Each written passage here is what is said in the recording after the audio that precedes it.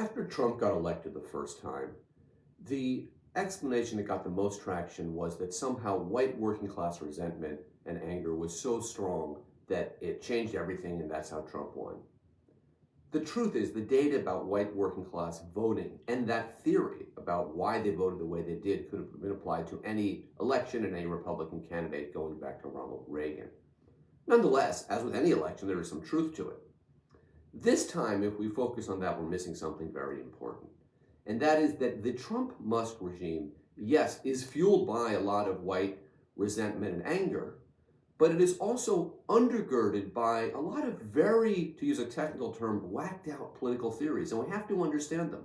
And some of these are the ones we know about, the undue influence of people like Ayn Rand and J.R.R. Tolkien on the thinking of some of the tech bros. But we have to go further than that.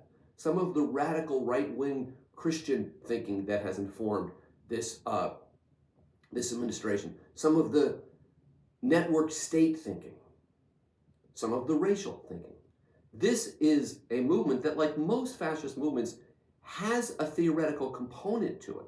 And if we just brush that off because it sounds so wacky at first cut, we're missing something. There are people around the president who really believe in this kind of libertarian tech fascist future.